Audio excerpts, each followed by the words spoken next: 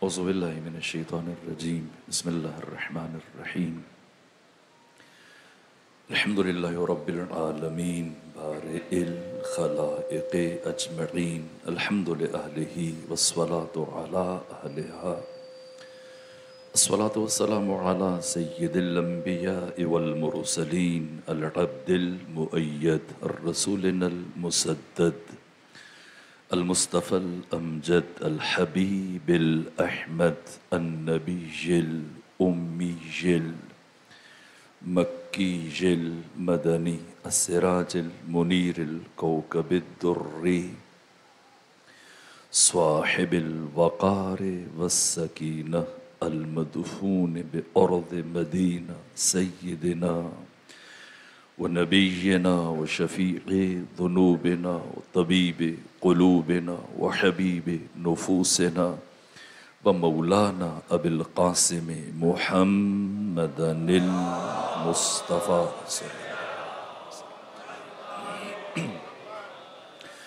وأهل بيته الأطيبين الأطهرين الأنجبين المعصومين المظلومين ولعنة الله على أعدائهم ومنكري فضائلهم وغاصبي حقوقهم من جوم عداوتهم إلى الآن ومن الآن إلى قيام يوم الدين وبعد يوم الدين أما بعد فقد قال حق سبحانه وتعالى في القرآن بسم الله الرحمن الرحيم والفجر وليال عشر والشفع والوتر والليل إذا يسر هل في ذلك قسم لذي حجر يا أيتها النفس المطمئنة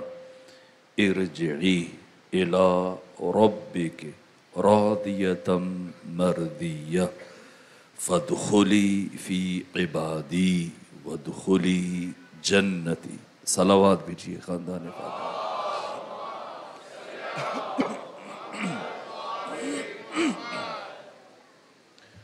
والفجر مجھے فجر کی قسم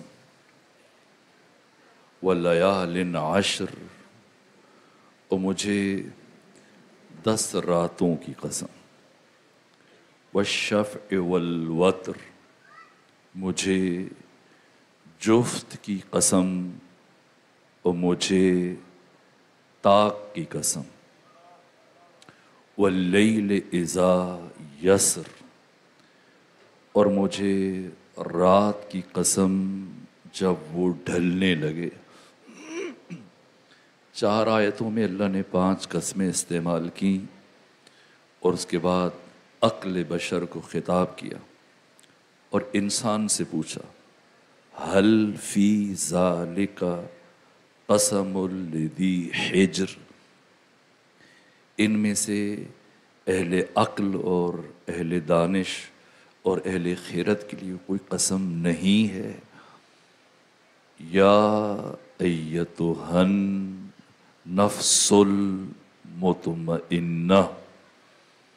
اے نفس مطمئنہ ارجعی لوٹ آ الی ربک اپنے رب کے پاس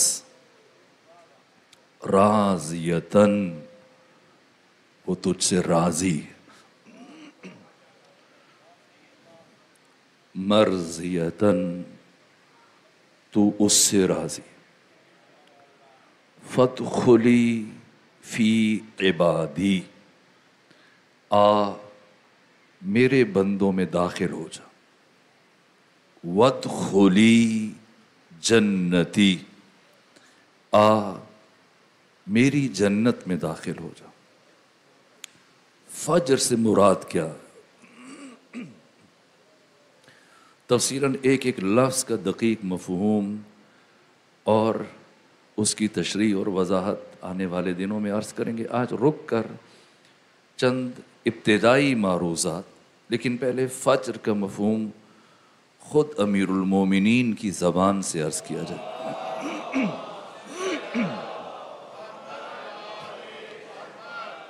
کب بیان کیا؟ وقت فجر بیان کیا. کہاں؟ مسجد کوفہ میں. امیر المومنین تہجد نماز شب میں مصروف ہیں، اور آپ کا ایک عاشق حضرت میثم تمار وہ بھی مسجد کوفہ میں موجود ہیں. اور برابر یہ آپ کا معمول تھا کہ امیر المومنین جتنی دیر نماز پڑھتے رہتے میثم آپ کے چہرے کی زیارت کرتے رہتے. خوشا بحال میثم ایک محو ذات ہے، ایک محو اسم ہے. میں اسم اور ذات کا مفہوم اور فرق ایام فاطمیہ میں عرض کر کے جا چکا ہوں. ایک ذات کے ساتھ ہم کلام ہے، محو ذات ہے، ذات کی عبادت کر رہا. ایک محو اسم ہے، علی محو ذات. میثم محو اسم ہے، جو محو ذات ہے وہ بھی عبادت کر رہا. جو محو اسم ہے وہ بھی عبادت کر رہا.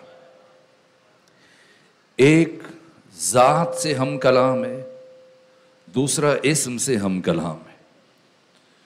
ہر دو محو عبادت ہے. مجھے نہیں معلوم اسد اللہ غالب کے مد نظر کیا بات تھی جو انہوں نے یہ شعر کہا. مجھے لگتا ہے شاید یہ واقعہ ان کی نگاہ سے گزرا ہوگا کہ غالب ندیم دوست سے آتی ہے بوئے دوست. ایک محو ذات ہے، ایک محو اسم ہے.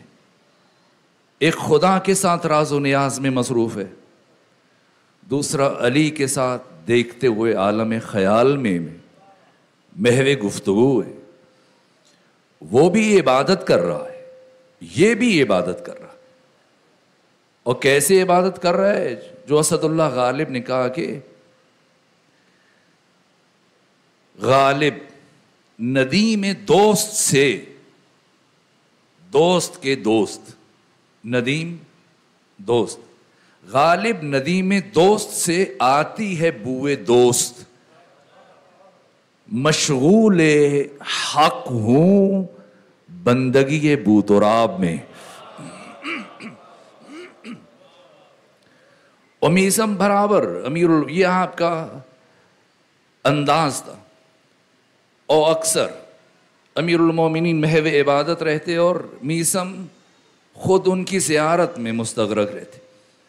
یہاں تک کہ حضرت نے نماز تمام کی، اور جب نماز تمام کی اور بیٹھے تو اب میثم انہی لمحات کا انتظار کر رہے ہوتے کہ حضرت خود آواز دیں. امیر المومنین نے آواز دی، میثم چلتے ہوئے آگے بڑھے. میثم صاحب اسرار، یہ میثم تمار ہے جنہوں نے قید خانے میں مختار ثقفی سے کہا تھا کہ میں نے امیر المومنین کی زبان سے تمہارے متعلق بہت کچھ سن رکھا ہے. مختار نے پوچھا کیا کیا سن رکھا ہے؟ کہا ایک یہ کہ تم، علی نے یہ فرمایا کہ مختار میرے بیٹے حسین کے قاتل عبید اللہ ابن زیاد کے چہرے پر تھپڑ مارے گا. اس سے مختار نے کہا کہ اب مجھے یقین ہو گیا کہ یقیناً میں قید خانے سے باہر جاؤں گا، میری قید ختم ہوگی. یہ میثم صاحب اسرار اصحاب امیر المومنین میں سے، جیسے اسبغ بن نباتہ، جیسے صعصعہ بن سوان ابدی، جس طرح سے جناب مالک اشتر نقی اور جناب کمیل کہ جو بہت قریب تھے امیر المومنین کے، اور شب کی تاریکیوں میں حضرت تنہائی کے عالم میں انہیں ہمراہ لے کے جاتے تھے. ان برجستہ ترین اصحاب میں سے ایک میثم جو خلوتوں میں امیر المومنین کے ساتھ بیٹھتے تھے اور حضرت انہیں دل کی باتیں بتاتے تھے.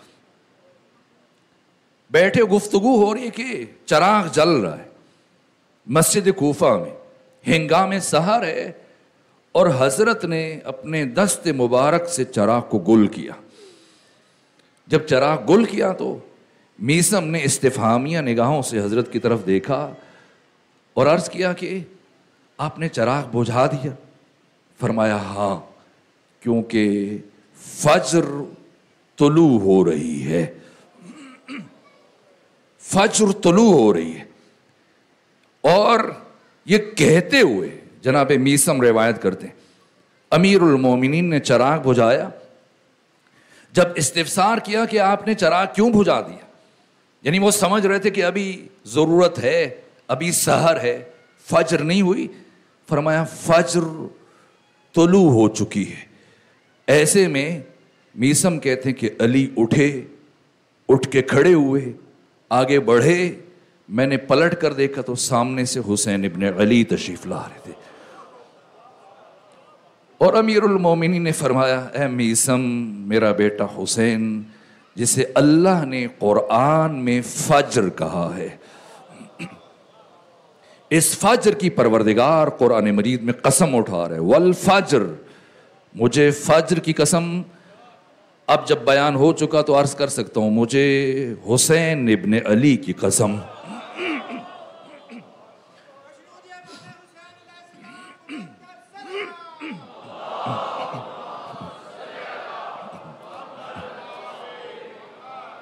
وَلَيَالٍ عَشْرٍ، اگر فجر سے مراد حسین ہے تو پھر 10 راتوں سے کوئی اور مراد نہیں ہو سکتا.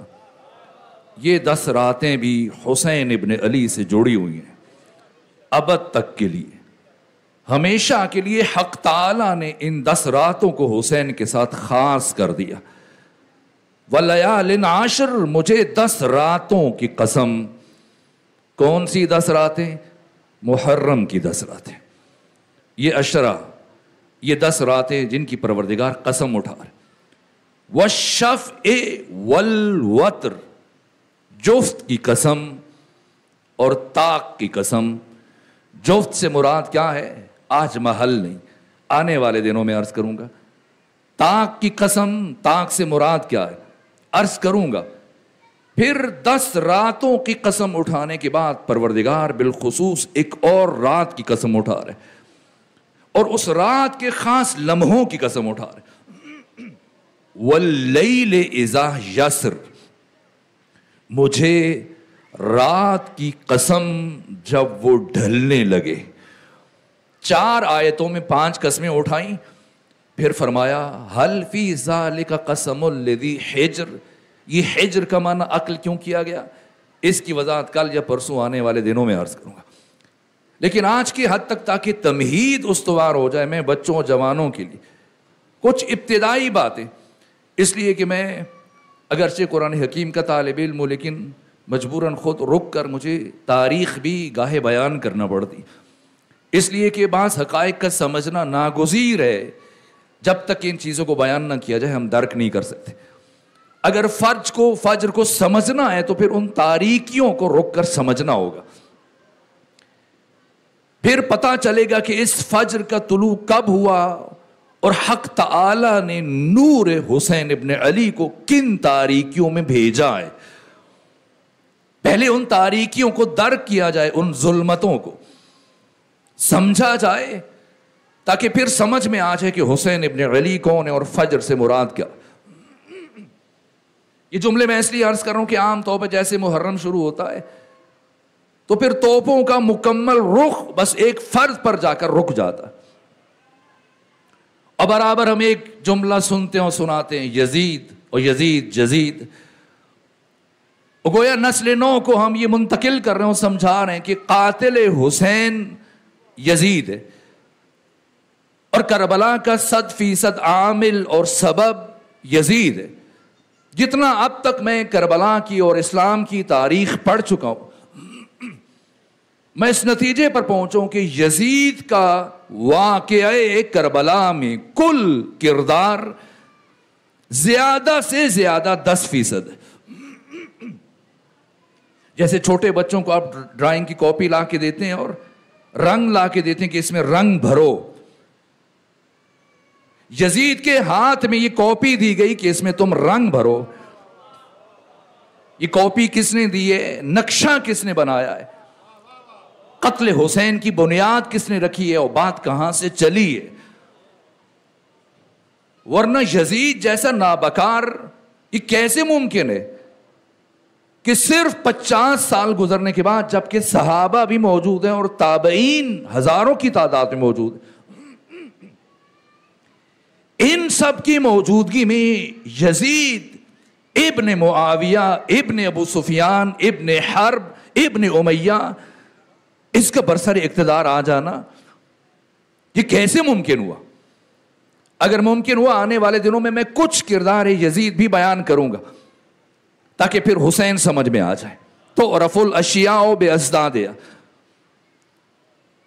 خود یزید کون ہے؟ ایسا نہیں کہ کسی خاندان میں سے ایک فرد وہ کثیف کردار کا حامل بن جاتا ہے اور باقی سارا خاندان اچھا ہوتا ہے. اگر کوئی یزید سے متعلق یہ نظریہ رکھتا ہے تو وہ بھی غلطی پر. یزید کا تعلق اس شجرہ خبیثہ سے ہے جس کا ہر فرد خود مثل یزید ہے. فرق اگر آپ تلاش کرنا چاہیں تو بس اتنا فرق آپ کو آئے گا کہ کوئی چھپ کے کر رہا ہے اور کوئی علنی طور پر کر رہا ہے. وہ سب جو خلوتوں میں ہو رہا تھا یزید اسے بزم میں لے کر آ گیا. وہ جو سب کچھ احتیاط سے کیا جا رہا تھا یزید نے غیر محتاط ہو کر انجام دینا شروع کر دیا. ورنہ یزید اور یزید کے آباء و اجداد میں کوئی فرق نہیں. اور یہ جو بات ہم جب محرم میں بس اوقات گفتگو کرتے ہیں رشتہ دار تھے، اور یہ گفتگو ہمیشہ کے لیے ہماری محافل سے نکل جانی چاہیے کہ بنو امیہ بنو ہاشم کے رشتہ دار تھے، اور یہ رشتہ دار تھے. اور کہیں مثلا پیچھے جا کر جس طرح بعض چیزیں بیان کی جاتی ہیں کہ یہ ملحق ہو جاتے ہیں، ایک ہی شجرے سے تعلق ہے. نہ، حسین کا تعلق شجرہ طیبہ سے. بنو امیہ جو آپ زیارت عاشوراء میں اور باقی زیارات میں پڑھتے ہیں یہ شجرہ خبیثہ ہے، یہ شجرہ ملعونہ ہے. ایسا نہیں کہ ان میں سے ایک فرد یزید جو جیسے آپ مرغی کے نیچے مثلا 20 انڈے رکھیں اور ان میں سے ایک خراب نکل آئے اور باقی 19 ٹھیک ہو. نہ، 20 کے 20 خراب ہیں. کوئی ایک بھی آپ کو ٹھیک نظر نہیں. لیکن چونکہ وقت نہیں کہ میں ان کے کردار کو بیان کروں. 99 ہجری میں انہوں نے حکومت شروع کی، 101 ہجری تک 2.5 سال. یہ شخصیت ہیں، لیکن اس کے علل و اسباب ہیں، اس کے عوامل ہیں. باقی آپ مجھے بنو امیہ میں سے کوئی کردار ڈھونڈ کے بتائیے، جو بھی اٹھائیں گے آپ کو ایسے ہی لگے گا 19-20 کا فرق ہے. خود یزید کہاں سے ایسے ہی لگے گا 19-20 کا فرق ہے. خود یزید کہاں سے آیا؟ یہ امیہ کون ہے؟ کیا امیہ بنو ہاشم کا رشتہ دار ہے؟ عبد مناف کے 2 بیٹے، ایک ہاشم ہے اور دوسرے عبد الشمس ہیں. اور ہاشم اب آپ جانتے ہیں یہ شجرہ طیبہ کا سلسلہ ہے. میں اب عبد الشمس کی بات کروں. عبد الشمس کا ایک بیٹا ہے جن کا نام ہے ربیعہ، اور ربیعہ کا بیٹا ہے جس کا نام ہے عتبہ. دوسرا بیٹا ہے جس کا نام ہے شیبہ. اس عتبہ کی ایک بیٹی ہے جس کا نام ہے ہند. بعض لوگ ہندا کہتے ہیں، لفظ ہندا غلط، ہند. یہ عتبہ کی بیٹی، ربیعہ کی پوتی، اور یہ ہند صخر کی زوجہ ہے. البتہ یہ پہلے فاقہہ بن مغیرہ کی بیوی رہی، اس کی موت ہوئی. اس کے بعد حمس بن مغیرہ کی زوجیت میں آئی، اور پھر حمس بن مغیرہ سے علیحدگی کے بعد پھر صخر جس کی کنیت ابو سفیان ہے اس کی زوجیت میں آئی. اب سمجھیں یہ رشتہ دار بن رہی ہے ہند جو بیٹی ہے عتبہ کی، اور عتبہ بیٹا ہے ربیعہ کا. ربیعہ بیٹا ہے عبد الشمس کا، یہاں تک درست ہے، لیکن امیہ کا کیا تعلق ہے عبد الشمس سے؟ کیا امیہ عبد الشمس کا بیٹا ہے؟ نہیں، غلام ہے جسے عبد الشمس نے شام سے خریدا اور یہ خدمت کرتا تھا، خیال رکھتا تھا، تو اب جو عبد الشمس نے امیہ کو بیٹا کہہ کے بلانا شروع کیا، اور پھر کچھ عرصہ شام سکونت اختیار کرنے کے بعد جب وہ مکہ آئے تو امیہ کو اپنے ہمراہ لے کر آ گئے، لیکن امیہ میں جہاں اور خرابیاں تھیں، میں نے کہا اس خاندان کا ہر فرد کس کردار کا حامل ہے، جہاں اور خرابیاں تھیں وہاں ایک بڑی خرابی یہ تھی کہ یہ دوسروں کے حرم میں تجاوز کرتا تھا۔ کون؟ امیہ۔ امیہ کون؟ عبد الشمس کا غلام۔ کہاں سے؟ شام سے۔ اور اب جناب عبد الشمس کے ہمراہ مکہ آیا اور یہاں پر اس نے کچھ ایسے کام انجام دیے جس کے بعد بنو ہاشم نے یہ کہا کہ ایسا شخص مکہ کی سرزمین پر رہنے کی صلاحیت نہیں رکھتا، سو انہوں نے مارا اور بری طرح سے زخمی کیا، اور عبد الشمس سے کہا کہ یہ شخص جہاں نہیں رہ سکتا۔ عبد الشمس نے سفارش کی کہ اسے کچھ عرصے کے لیے بھیج دیا جائے اور ہمیشہ کے لیے اسے شہر بدر نہ کیا جائے۔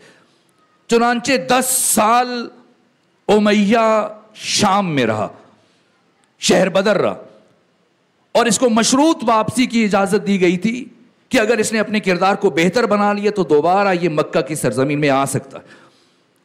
لیکن شام میں امیہ نے کیا کیا؟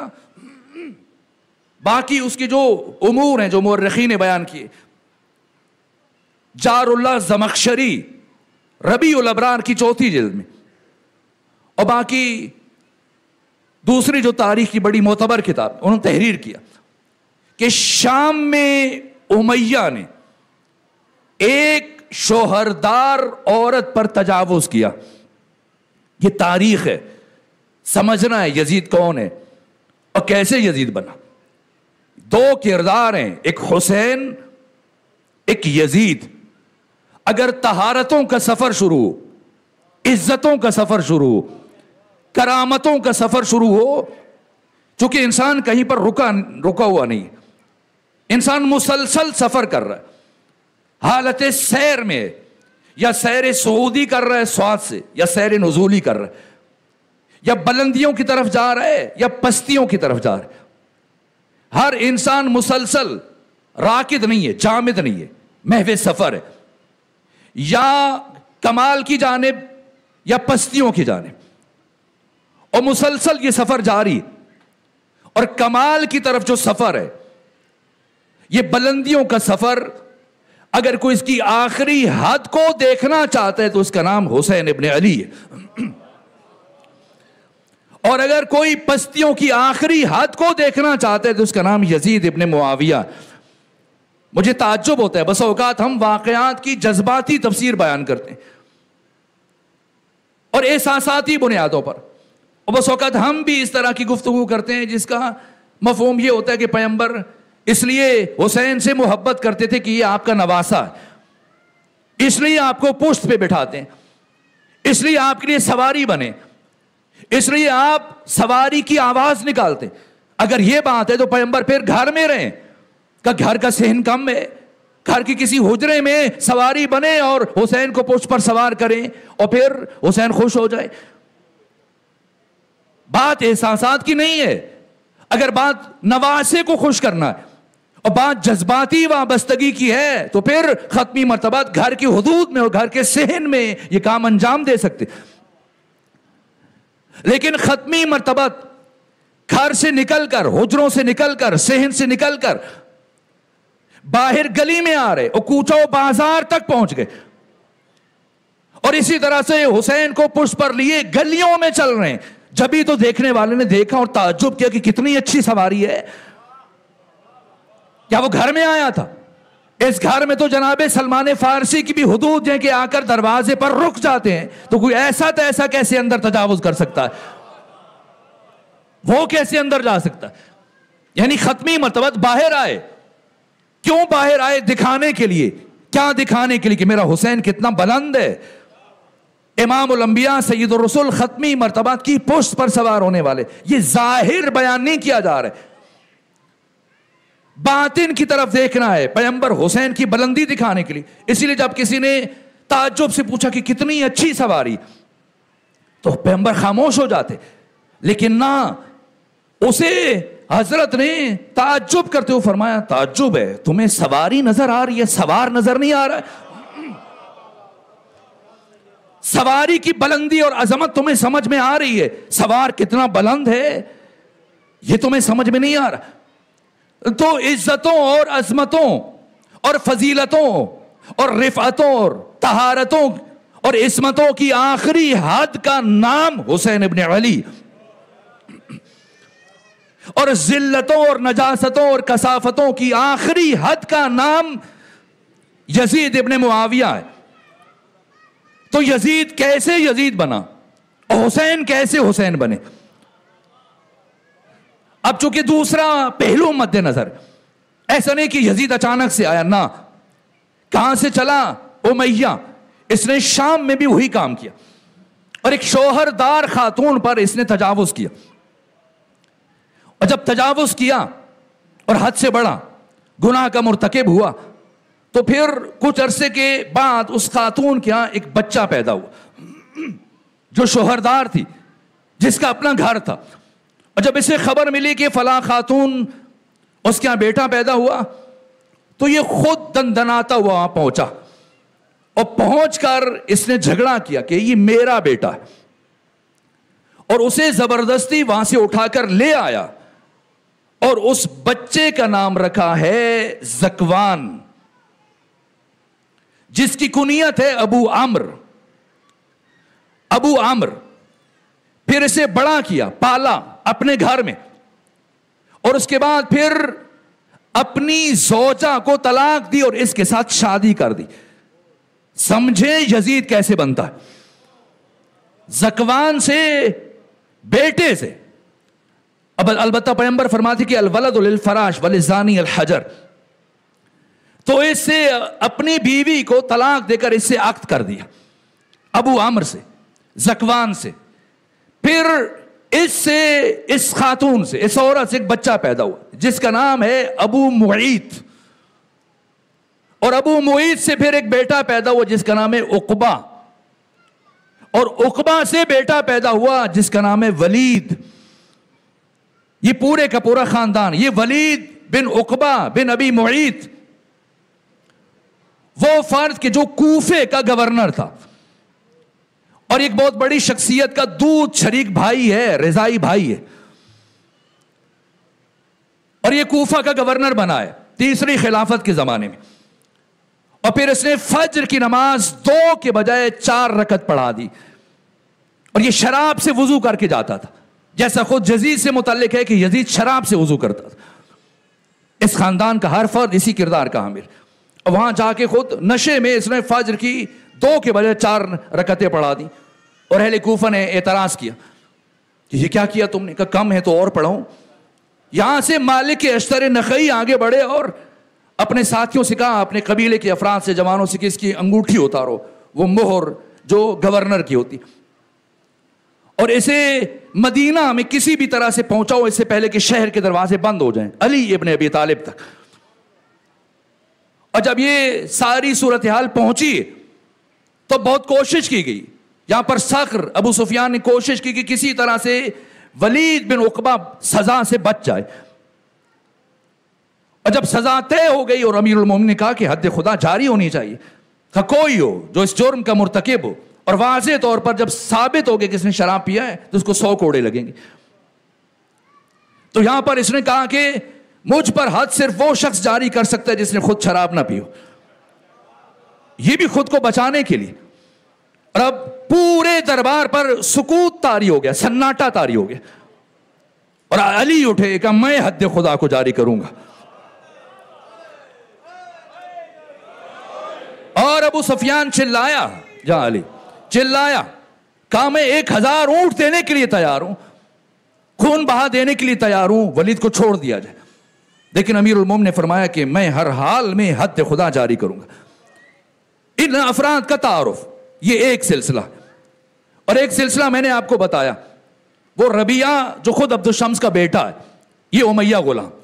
اس کا ایک بیٹا جو میں نے آپ کے سامنے بیان کیا، یہ کیا صورتحال، اس کا ایک بیٹا ہے ابو العاص امیہ کا.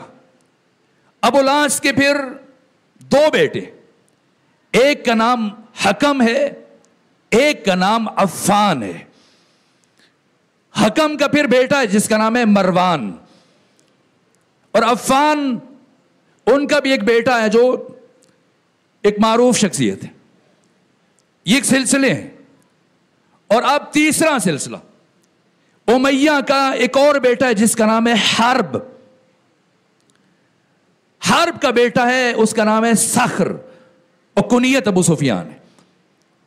اور پھر ابو سفیان کے بھی کئی بیٹے، حنظلہ ہے جو جنگ بدر میں مولا متقیان کے ہاتھ سے مارا گیا. اب سمجھے، میں حیران ہوتا ہوں، آپ جمل، صفین اور نہروان کو جمع کریں، یہ تین جنگیں جو علی نے اپنے عہد خلافت میں لڑی، تو کشتوں کی تعداد، مقتولین کی تعداد 1,00,000 سے زیادہ ہے جو افراد قتل ہوئے. اور ان میں سے 40,000 سے زیادہ افراد صرف علی کی تلوار سے قتل ہوئے ہیں ان تین جنگوں میں، صرف ان تین جنگوں میں. اور جا کر میں پوری ذمہ داری سے عرض کروں، آپ خود دیکھیے اور گنیں اور شمار کریں. 9 سالوں میں عہد رسول میں جو علی نے 83 جنگیں لڑی ہیں، جن میں 27 میں ختمی مرتبہ بنفس نفیس خود شامل تھے. ان 27 میں اور باقی تمام جنگوں میں سوائے غزوہ تبوک کے جو امیر المومنین نے لڑی، ان تمام جنگوں میں اگر آپ کشتوں کو گنیں، جتنے افراد مارے گئے، وہ جو باقی مسلمانوں نے قتل کیے اور وہ سارے جو علی کی تلوار سے مرے، آپ گن لیجئے اور دیکھ لیجئے ان کی تعداد 1,000 سے کم ہے. پھر اس فرق کو سمجھیے گا کہ علی کی تلوار کب چلتی ہے اور کہاں چلتی ہے اور کیوں چلتی ہے. تو میں اس فرق کو پھر آنے والے دنوں میں ممکن ہوا اگر گفتگو کے تسلسل میں یہ بات آئی تو میں عرض کر دوں گا. تو یہ کردار ہیں. حرب بیٹا ابو سفیان، اس کی عمر 88 سال ہے اور یہ 32 ہجری میں اس کی موت ہوئی ہے. مولا متقیان کی خلافت سے 4 مہینے پہلے، 4 سال پہلے. اور اس کا بیٹا ہے معاویہ، ایک بیٹا ہے حنظلہ، ایک بیٹا ہے یزید. یہ کردار ہے. بس اب میں گفتگو کو سمیٹوں، وہ ختم ہو رہا ہے. ایک صلوات بھیجیے خاندان فاطمہ پر.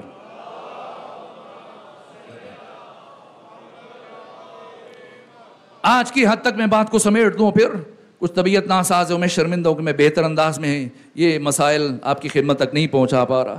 امید ہے کہ کل سے ہم ذرا بہتر انداز میں اور چیزوں کو اور مرتب کر کے، تاکہ کم وقت میں ہم زیادہ حقائق آپ تک پہنچیں اور پھر نتائج لے سکیں، تاکہ فجر سمجھ میں آ جائے کہ حسین کون ہے اور اللہ نے نور حسین ابن علی کو کیوں اس روئے زمین پر اتارا، اور اگر حسین نہ آتے تو کیا ہو جاتا. سمجھنا ہے وہ تاریکیاں کیا ہیں. یہ کردار جو امیہ کا ہے وہ اس خاندان کے ہر فرد کا وہی کردار ہے. اس سے زیادہ میں بیان نہیں کر سکتا. اگر کوئی زیادہ سمجھنا چاہتا ہے تو جناب جار اللہ زمخشری صاحب تفسیر کشاف، جن کی وفات 538 ہجری میں ہوئی، ان کی ربیع الابرار کی 4تھی جلد کا مطالعہ کر دیں، کیونکہ میں اس سے زیادہ حقائق اور مسائل کو بیان نہیں کر سکتا. یہ کردار. اب سوال یہ ہے کہ یہ شجرہ خبیثہ ختمی مرتبت کے مسند اور منبر تک کیسے پہنچا ہے. اچانک سے مسلمانوں نے یا کسی نے یزید کو منتخب کر دیا. بس یہ ایک بات سمجھے آج کی حد تک تو گفتگو سمیٹ لیں. کیسے اقتدار شروع ہوا؟ پہلے مرحلے میں آپ کے علم میں کہ ختمی مرتبت جو غدیر کا مرحلہ طے ہوا ہے، اپنی حیات طیبہ سے تقریباً 3 مہینے 18 دن پہلے ختمی مرتبت نے یہ اعلان کیا. 3 مہینے 18 دن پہلے آپ کو یہ حکم ہوا اور پھر آپ نے غدیر میں اعلان کیا. اور اعلان غدیر ناقابل فراموش ہے، اب اس کے بیان کا وقت نہیں. پھر پیغمبر کی رحلت ہوئی. میں نے ایام فاطمیہ میں آپ کی خدمت میں عرض کیا تھا کہ پیغمبر نے اپنی بیماری کے 4 دنوں میں 4 کام کی. ان میں سے ایک کاغذ و قلم طلب کیا اور پھر کاغذ و قلم نہیں دیا گیا. لیکن پیغمبر نے اصرار نہیں کیا. یہ میں تجزیہ عرض کر رہا ہوں بڑے بڑے محققین کا، جن میں اہل سنت کے بڑے بڑے علماء شامل، انہوں نے بھی یہ بات کی کہ پیغمبر نے کیوں اصرار نہیں کیا کاغذ و قلم کے لیے. اگر پیغمبر کاغذ و قلم کے لیے اصرار کرتے اور کوشش کرتے کہ تحریر لکھ دیں تو کیا ہوتا؟ وہ جو 50 سال کے بعد ہوا وہ 50 سال پہلے ہو جاتا. وقت نہیں کہ میں تجزیہ پیش کروں، بس 2 جملے کہہ کے آگے بڑھوں. میں اللہ کی قسم کھا کے کہہ رہا ہوں، جتنا میں نے دقت سے ان مسائل کو سمجھا ہے، جس طرح سے صرف 50 سال گزرنے کے بعد سر حسین ابن علی کو قطع کر کے نیزے پہ بلند کیا گیا، اگر پیغمبر لکھنے کے لیے اصرار کرتے تو 50 سال پہلے خود پیغمبر اسلام کے سر کو نوز نیکا پر بلند کر دیا جاتا.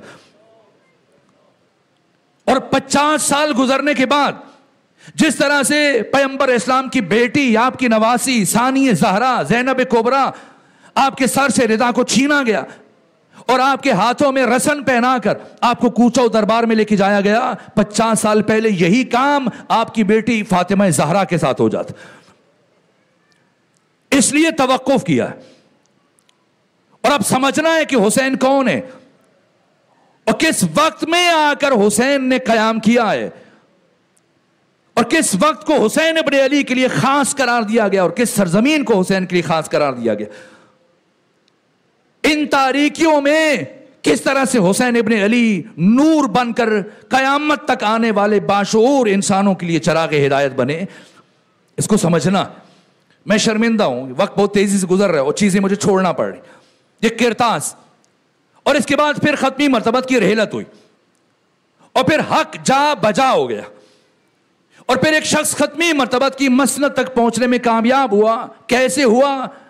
اہل سنت کے مایہ ناز عالم عبد الفتاح عبد المقصود نے اس سے متعلق مستقل کتاب لکھی ہے. اب سمجھ رہے ہیں، بس آج کی حد تک 2 جملے کہ بنو امیہ ختمی مرتبت کی مسند تک پہنچنے میں کیسے کامیاب ہوئے. یہاں پر یہ بھی میں نے عرض کیا تھا کہ یہی صخر پہلے علی کے پاس گیا اور جب وہاں سے مایوس ہوا تو دوسرے مرحلے میں حزب حاکم کے پاس آیا اور ڈرایا. اور حزب حاکم جو مزاج آشنا تھے نے کہا آپ کیوں ناراض ہو رہے ہیں؟ اگر یہ حکومت ہمارے پاس آئی تو یہ آپ کی اپنی حکومت. میں نے پڑھا ہے جتنا بیت المال تھا سارے کا سارا اٹھا کر سردار بنو امیہ صخر کو ابو سفیان کو دیا گیا اور وعدہ کیا گیا کہ جو اقتدار جب فتوحات ہوں گی، ملک گیری اور مختلف علاقے ہمارے قبضے میں آئیں گے تو پھر اس میں آپ کو اور آپ کے بچوں کو شریک کیا جائے گا. چنانچہ پہلے مرحلے میں 4 شخصیات کو، 4 جرنیلوں کو منتخب کیا گیا. عمرو ابن عاص، شرجیل بن حسنہ، ابو عبیدہ جراح اور یزید ابن ابو سفیان. اور انہیں 10 ہزار کا لشکر دیا گیا اور انہیں روم کی طرف روانہ کیا گیا. یہ 13 ہجری میں جنگ یرموک کے لیے. اور یہ یرموک کے مقام پر جب پہنچے اور سامنے سے روم کا لشکر دیکھا تو گھبرا گئے اور وقت کے حاکم کو خط لکھا کہ ہم میں تاب نہیں کہ ہم اتنے بڑے لشکر کا مقابلہ کر سکیں. چنانچہ حاکم نے خالد بن ولید کو 9,000 کا لشکر دے کے بھیجا اور اب تقریباً یہ 46 سے 47 ہزار افراد یہ تعداد ہے. انہوں نے حملہ کیا اور کوشش کرتے رہے لیکن انہیں کوئی کامیابی نہ ملی. یہاں تک کہ 21 جمادی الثانی 13 ہجری کو پہلے حاکم کی وفات ہوئی اور اب دوسری خلافت کا زمانہ شروع ہوا. اور دوسری خلافت کے زمانے میں 14 ہجری میں رجب کے مہینے میں شام فتح ہوا. یہاں پر حزب حاکم نے ان 4 افراد سے کہا تھا، شرجیل بن حسنہ سے کہا تھا کہ تم نے اردن پر حملہ کرنا ہے، اگر اردن پر قابض ہو جاؤ تو یہ حکومت تم کرو گے. اور عامر ابن عاص سے کہا کہ تم نے فلسطین پر حملہ کرنا ہے، اگر فلسطین پر قبضہ کر لو فلسطین تمہارا. اور ابو عبیدہ جراح سے کہا کہ تم نے حمص پہ حملہ کرنا ہے، اگر قبضہ کر لو تو یہاں تم حکومت کرو گے. اور یزید ابن ابو سفیان سے کہا کہ تم نے شام پر حملہ کرنا ہے اور اگر شام پر قبضہ کر لو تو شام تمہارا ہے.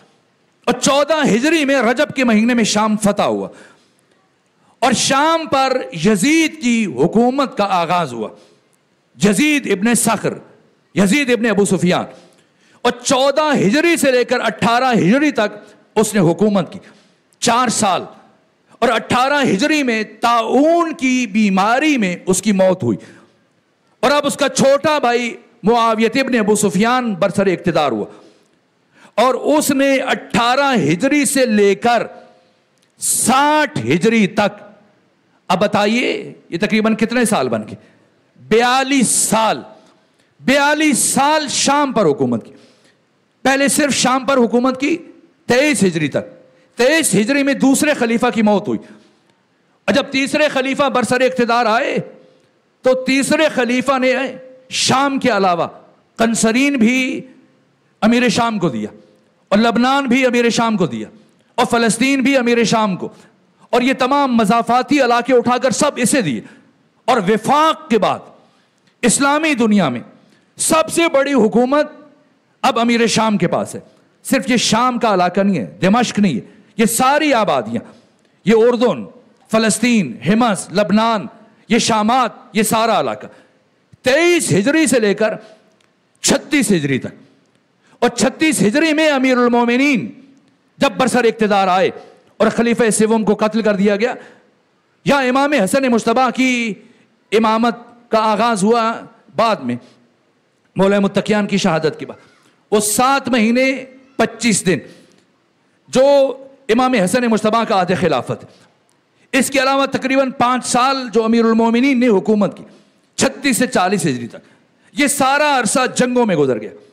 کہیں امیر شام، پہلی جنگ امیر شام نے لڑی لیکن خود سامنے نہیں آیا، کسی اور کو سامنے کیا، جو جنگ جمل ہے، پھر جنگ صفین ہے، پھر جنگ نہروان، اور پھر 40 ہجری میں امیر المومنین کی شہادت ہوئی، اور 7 مہینے 25 دن امام حسن مجتبی نے خلافت کی۔ پھر صابات کے مقام پر یہ سلو تحریر ہوئی، اور پھر نکھیلا کے مقام پر معاہدہ زیر پا رکھ دیا گیا۔ میں ایک مختصر اشارتاً یہ تاریخ کے چند اشارے کی، اور یہاں سے بنو امیہ مکمل طور پر امت مسلمہ کے حاکم قرار پائے بلا شرکت غیرے۔ یہاں سے بنو امیہ کی حکومت کا آغاز ہوا، 40 ہجری سے لے کر 60 ہجری تک 20 سال مسلسل امیر شام نے حکومت کی۔ ان 20 سالوں میں کیا کیا گیا، میں کچھ اشارے شاید کل کی گفتگو میں عرض کروں گا۔ اور جو کام کیے، اب میں آپ سے سوال پوچھتا ہوں کہ حزب حاکم نے 1.5 لاکھ صحابہ کرام میں سے اٹھا کر بنو امیہ کے ایک فرد کو کیوں شام کا گورنر قرار دیا ہے؟ شام کی حکومت کیوں؟ مجھے آپ بتائیں۔ ابھی میں نے کوفہ کی بات کی آپ کے سامنے، کوفہ میں ولید بن عقبہ بن ابی معیط نے صرف فجر کی نماز 2 کے بجائے 4 رکعت پڑھائی، اہل کوفہ سراپا احتجاج بن گئے، اٹھ کے کھڑے ہو گئے، یہاں تک کہ گورنر کو معزول کروا دیا انہوں نے، کوڑے لگے اور اس کو ہٹا دیا گیا۔ اور خود امیر شام جب شام سے مدینہ آیا اور علی دشمنی میں صرف بسم اللہ کو نماز سے نکالا اور بسم اللہ کے بغیر نماز پڑھی، اور بعضوں نے لکھا کہ آہستہ دل میں پڑھا ہے، بعضوں نے کہا کہ پڑھا ہی نہیں، تو اہل مدینہ سب کے سب صدا احتجاج بلند کی کہ آپ نے کیوں چوری کر لیے، بسم اللہ کو نماز سے کیوں؟ تو کہا معذرت میں بھول گیا تھا۔ اب آپ سمجھیں کہ کوفہ میں صرف فجر کی 2 رکعتوں میں اضافہ ہوا تو پورا کوفہ اٹھ کھڑا ہوا، اور بنو امیہ کی حکومت جہاں سے ختم ہو گئی، اور مدینہ میں صرف ایک بسم اللہ کو چھوڑا تو مسلمان اٹھ کھڑے ہوئے کہ کیا کیا آپ نے۔ اور شام میں نماز جمعہ بدھ کے دن پڑھی گئی اور ایک فرد بھی نہیں اٹھا ہے۔ اس پہ سوچئے گا اور اس پہ غور کیجئے گا کہ اس کی وجوہات کیا ہیں۔ اس لیے کہ شام وہ سرزمین ہے جہاں پر اسلام کا کوئی نام و نشان نہیں تھا، اور یہ 14 ہجری میں فتح ہوا، تو جب فتح ہوا تو پھر کسے اسلام کا ریپریزنٹیٹیو اور نمائندہ بن کے جانا چاہیے تھا، اسلام کا چہرہ بن کے جانا چاہیے تھا۔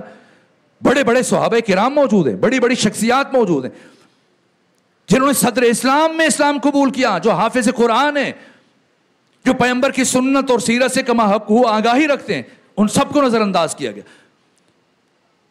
60-70 ہزار صحابہ کرام موجود ہیں, سب کو چھوڑ کر امیر شام کو کیوں بھیجا جا رہا؟ اتنی بڑی بڑی شخصیات کو کیوں نظر انداز کیا گیا؟ امیر شام نے تو لڑکپن کی عمر میں, ابھی 20 سال بھی پورے نہیں ہوئے, 18 سال کی عمر میں 8 ہجری میں اسلام قبول کیا, بظاہر فتح مکہ کے موقع پر, اس کے بھائیوں نے اور اس کے باپ نے. اور علامہ جلال الدین سیوطی نے اور جریر طبری نے طبری کی تاریخ طبری کی 4 جلد میں, اور امام ابن حجر ہیثمی المکی نے تطہیر الجنان کی 1 جلد کے صفحہ 19 پہ یہ چیزیں تحریر کی ہیں کہ اس گروہ کا تعلق مؤلفۃ القلوب سے تھا. مؤلفۃ القلوب جو اسلام کی حقانیت کے سبب سے انہوں نے اسلام قبول نہیں کیا, بلکہ خوف جان سے اسلام قبول کیا جب کوئی دوسرا راستہ نہیں بچا تھا. ان حالات میں اسلام قبول کیا, اور پیغمبر نے ابو سفیان اور اس کے دونوں بیٹوں کو, یزید اور معاویہ کو, حنظلہ تو مولا متقیان کے ہاتھ سے بدر میں قتل ہو گیا, انہی کا بھائی.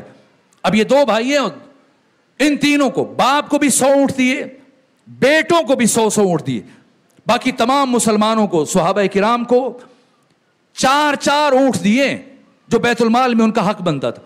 ان تینوں کو 100 اونٹ دیے. یہ کیا ہے؟ یہ مؤلفۃ القلوب کا حق.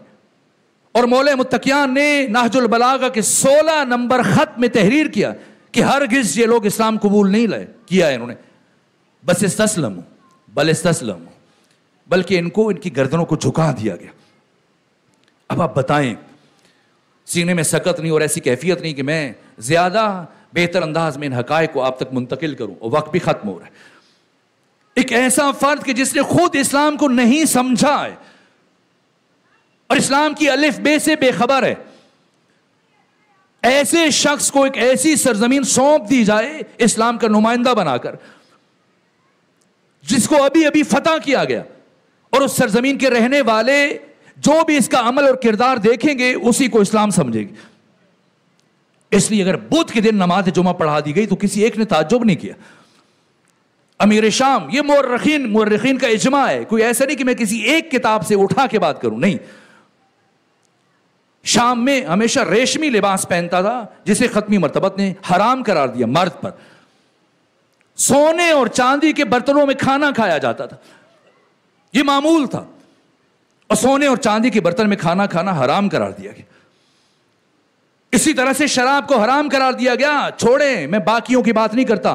امام احمد ابن حنبل, اہل تسنن میں ڈھونڈ کے لائے سے بڑی شخصیت, علماء سے پوچھیں امام احمد ابن حنبل سے کوئی وزنی شخصیت ہے تو بتائیں. امام ابو حنیفہ اور مالک ابن انس اور امام شافعی تینوں مل کر بھی امام احمد ابن حنبل کی برابری نہیں کر سکتے. اکیلے احمد ابن حنبل 2.5 لاکھ احادیث کے حافظ ہیں.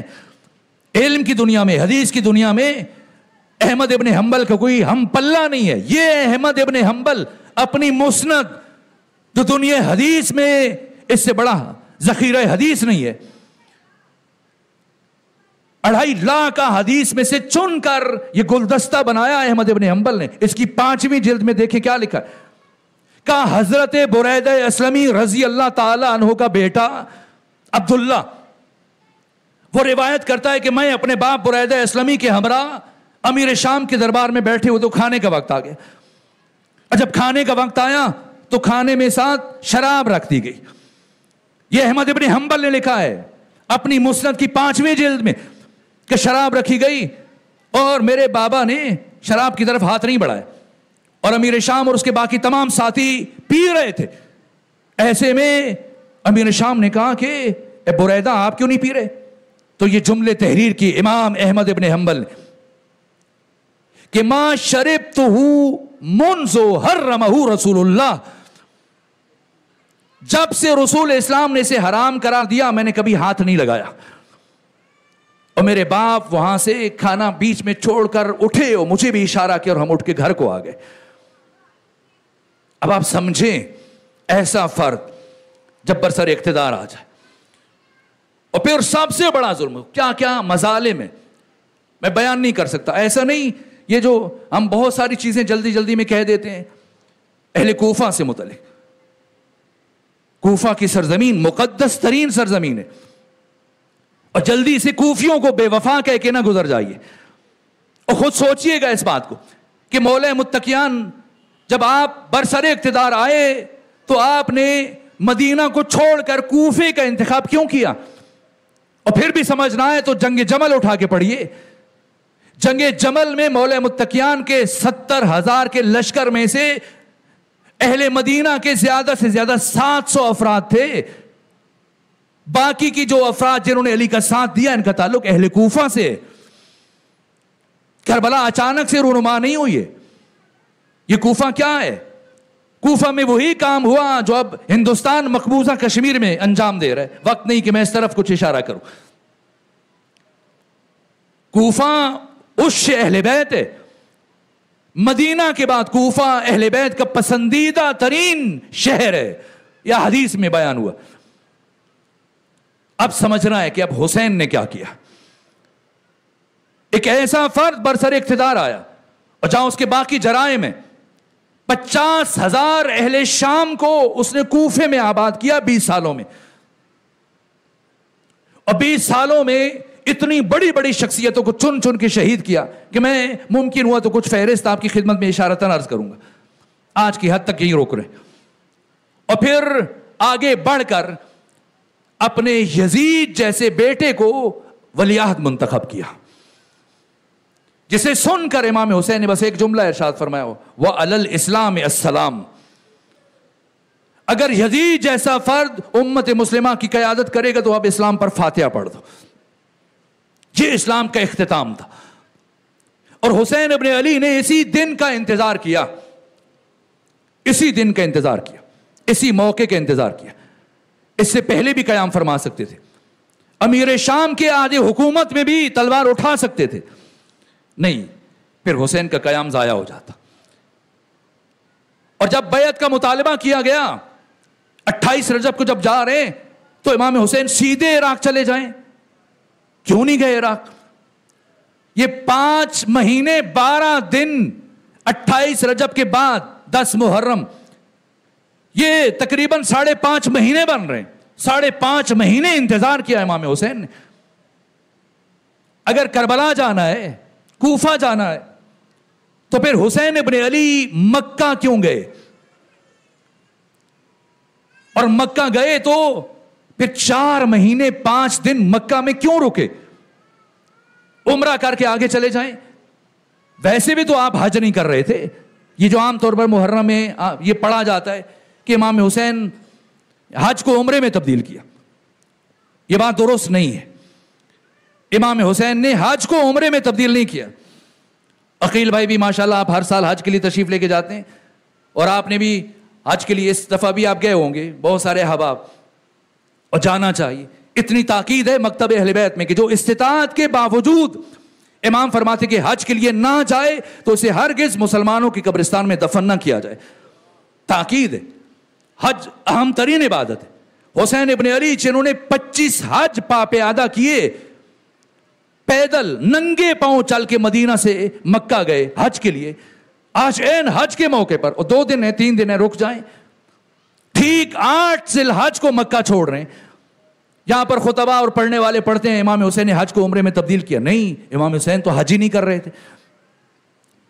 خود چھٹے امام سے پوچھا گیا فرزند رسول بتائیے کہ کیا حج کے دنوں میں کوئی شخص عمرہ انجام دے سکتا ہے؟ آپ حج کے لیے جائیں، جیسے ابھی آپ عقیل بھائی حج کے لیے تشریف لے کے گئے ہوئے تھے، ان دنوں میں کیا آپ عمرہ کر سکتے ہیں؟ حج کے لیے جائیں، دن حج کے ہیں، اور آپ حج کرنے کے بجائے عمرہ کر کے آ جائیں، کر سکتے ہیں؟ اکثریت نفی میں سارے لا رہی ہے کہ نہیں. یہ سوال چھٹے امام سے پوچھا گیا. شیخ حر عامری نے وسائل الشیعہ بیان کیا، اور کئی روایتیں اوپر نیچے مسلسل ایک سلسلہ ہے روایات کا، ہر روایت میں یہ بیان کیا گیا. جب چھٹے امام سے پوچھا گیا فرزند رسول بتائیں کیا ایام حج میں عمرہ انجام دیا جا سکتا ہے؟ فرمایا ہاں دیا جا سکتا ہے، دیا جا سکتا ہے. اور جو دوسرا جملہ ارشاد فرمایا کہ جیسے میرے جد بزرگوار میرے دادا حسین ابن علی نے حج کے ایام میں عمرہ انجام دیا. امام حسین تو حج نہیں کر رہے تھے، عمرہ کر رہے تھے تو عمرہ کر رہے تھے. جب حج نہیں کرنا تھا تو رکے کیوں, انتظار کیوں کیا؟ 5 دن پہلے چلے جائیں مکہ سے, یا چلیں جب حج ہو جائے, چاہے آپ حج نہ کریں 3-4 دن کے بعد چلے جائیں. این 8 ذی الحج کو کیوں منتخب کیا؟ اور دوسری طرف جس شام آپ سے بیعت کا مطالبہ کیا گیا, اب سمجھیں اسی رات امام حسین نے مدینہ سے حرکت فرمائی. اس بات پہ غور کریں. اور اتنی دقیق تیاری ہے, خیمے اور خوراک اور پانی کی مشکیں اور اسلحہ, یہ تمام تر وسائل زندگی امام حسین نے مدینے سے اونٹوں پر بار کروائے. گویا امام حسین پہلے سے اس ایک دن کا انتظار کر رہے تھے. یہ مرحلہ ہے کہ آپ نے مدینہ چھوڑنا ہے. اور جیسے ہی آپ ولید بن عتبہ بن ابو سفیان کے دربار سے پلٹ کر آئے, یہ بھی ابو سفیان کا پوتا ہے جو مدینے کا گورنر ہے اور یزید کا چچا زاد بھائی ہے. جب اس نے امام حسین کو بلایا آدھی رات کو, اور بلایا تو امام نے فرمایا کہ مجھے اس وقت کیوں بلایا؟ کہنے لگا امیر شام کی موت ہو چکی اور آپ کو بیعت کے لیے بلایا گیا. حضرت نے فرمایا رات کی اس تاریکی میں کیوں بلاتے ہو؟ دن میں بلاؤ, اہل مدینہ کے سامنے بلاؤ, روشنی میں بلاؤ, سب کے سامنے بیعت کا مطالبہ کرو, پھر میں تمہیں جواب دوں. اگر تم میری بیعت کے ذریعے سے رائے عامہ ہموار کرنا چاہتے ہو تو رات کے سناٹے میں اس مخفی بیعت سے تمہیں کیا ملے گا؟ کہاں آپ ٹھیک کہہ رہے. جانے لگے, گورنر ہاؤس سے امام حسین نکلنے لگے تو مروان بن حکم, جسے امیر شام نے عہدے سے ہٹا دیا تھا اور معزول گورنر, سابقہ گورنر, وہ آہستہ سے ولید سے کہتا کہ حسین کو نہ جانے دو. اگر ابھی حسین چلے گئے دوبارہ تمہارے ہاتھ نہیں آئیں گے. اسی وقت یا تو حسین سے بیعت لو, اور اگر حسین بیعت نہ کرے تو یہی قتل کرو, دربار سے باہر نہ جانے دینا. اس نے اگرچہ یہ جملے آہستہ سے کہے, لیکن یہ الفاظ امام حسین کے کانوں سے ٹکرائے. اور شہید مرتضیٰ مطہری نے لکھا جیسے بجلی چمکتی ایسے حسین پلٹے, اور پلٹ کر اتنی سرعت سے مروان بن حکم کو گریبان سے پکڑا کہ اسے سنبھلنے کا موقع نہ ملا. اور گریبان سے پکڑنے کے بعد امام حسین نے مروان کو اٹھایا, بلند کیا, اتنا بلند کیا کہ اس کے قدم زمین سے اکھڑ گئے اور اس کا سر دارالعمارہ کی چھت سے ٹکرانے لگ گیا. اور پھر امام حسین اسے زمین پر پٹکا, اور پٹکنے کے بعد کہا مروان تو کب سے اس قابل ہو گیا کہ حسین ابن علی کے ساتھ گفتگو کر سکے؟ تمہاری اتنی جرت کب سے ہو گئی؟ اور اس کے بعد امام حسین ولید کی طرف پلٹے اور وہ تاریخی جملے جو آپ نے بیان کی. اور پھر گورنر ہاؤس سے جب باہر نکلے, البتہ پہلے بنو ہاشم کے جوانوں سے کہا تھا کہ اگر میری آواز نہ آئے تو رک کر دروازے پہ میرا انتظار کرنا, اور اگر میری آواز بلند ہو تو پھر دروازہ کھلنے کا انتظار نہیں کرنا, دروازہ توڑ کر اندر آ جانا. اور ان جوانوں کی قیادت کر رہے تھے حضرت ابو الفضل العباس. اور جیسے ہی امام حسین کی آواز بلند ہوئی, اگلے لمحے ابو الفضل العباس نے گورنر ہاؤس کے دروازے کو توڑا اور چند لمحوں کے بعد اندر پہنچے, اور آپ کی تلوار کی نوک مروان بن حکم کی گردن تک پہنچ چکی تھی. امام حسین نے منع فرمایا کہ بھیا عباس چلیں, واپس گھر چلیں. سارے راستے پلٹتے ہوئے گورنر ہاؤس سے اپنے گھر تک امام حسین نے کسی سے کوئی بات نہیں کی, اور گھر بھی نہیں گئے. کہاں گئے؟ اپنی خواہر گرامی زینب کبریٰ عقیلہ بنی ہاشم, کربلا کی شیر دل خاتون, جناب ثانی زہرا کے پاس گئے.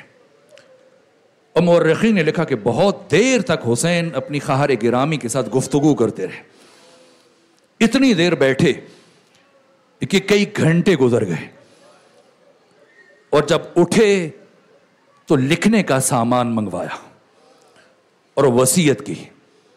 اس دوران میں کسی اور شخصیت سے نہیں ملے, اور وصیت لکھنے کے بعد اب کوچ کا حکم دیا, تیاری کا حکم دیا, روانگی کا حکم دیا.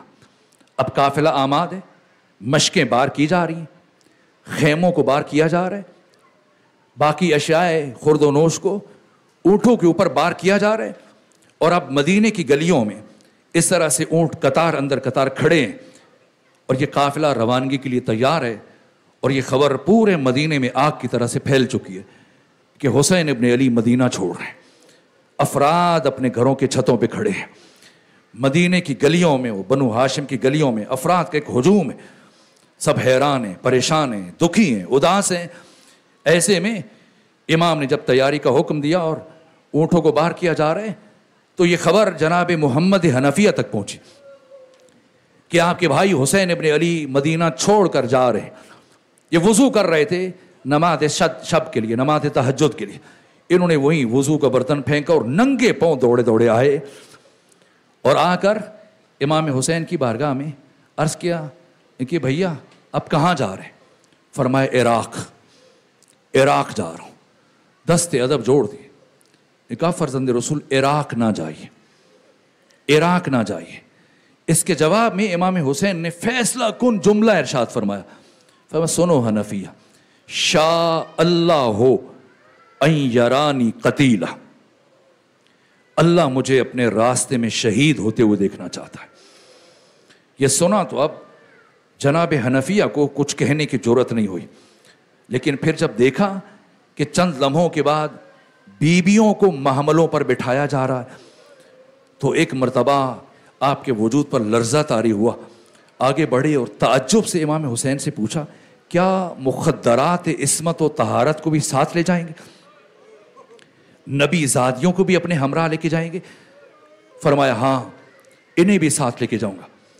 عرض کیا بھیا حسین آپ جا رہے ہیں, میں آپ کو نہیں روک سکتا, لیکن کم سے کم نبی زادیوں کو اپنے ہمراہ عراق نہ لے جائیے. اس کے جواب میں امام حسین نے فیصلہ کن جملہ ارشاد فرمایا. فرمایا سنو حنفیہ, شاء اللہ ان یراہن سبایا, اللہ ان بیبیوں کو اپنے راستے میں اسیر ہوتے ہوئے دیکھنا چاہتا. دین خدا اس وقت تک نہیں بچ سکتا جب تک کہ میں خدا کے راستے میں شہید نہ ہو جاؤں, اور دین خدا اس وقت تک نہیں بچ سکتا جب تک کہ محمد کی بیٹیاں اللہ کے راستے میں بے مکنہ و چادر اسیر نہ ہو جائیں. بس اب بیبیوں کو سوار کرنے کا حکم دیا گیا. 2 جملے عرض کروں کہ مجلس مکمل ہو جائے, تفصیلی مصائب کل عرض کروں گا. یہاں تک کہ راوی کہتا ہے کہ اب اہل مدینہ جو اضطراب کے عالم میں گھروں کے چھتوں پہ کھڑے تھے, منادی نے ندا دی, اہل مدینہ گھروں کے چھتوں سے نیچے اتر آؤ, اور اب سب لوگ حسین ابن علی کے بیت الشرف سے دور ہو جاؤ, اس لیے کہ اب نبی زادیوں کے سوار ہونے کی باری آ رہی ہے. یہاں تک کہ راوی کہتا ہے میں کچھ فاصلے پہ کھڑا یہ سارا منظر دیکھ رہا تھا کہ ایک جوان اٹھتا ہے اور وہ ایک بیوی کو سہارا دے کر اونٹ پر محمل پر سوار کرتا ہے. پھر اور جوان آگے بڑھتا ہے, وہ کسی دوسری بیوی کو سوار کرتا ہے. پھر ایک اور جوان آگے جاتا ہے, وہ کسی تیسری خاتون کو سوار کرتا ہے.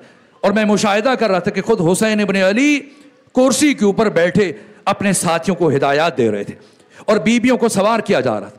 تو میں یہ سمجھا کہ قاسم اپنی ماں کو سوار کر رہے ہوں گے, علی اکبر اپنی ماں کو سوار کر رہے ہوں گے, باقی جوان اپنی اپنی ماؤں کو بہنوں کو سوار کر رہے ہوں گے.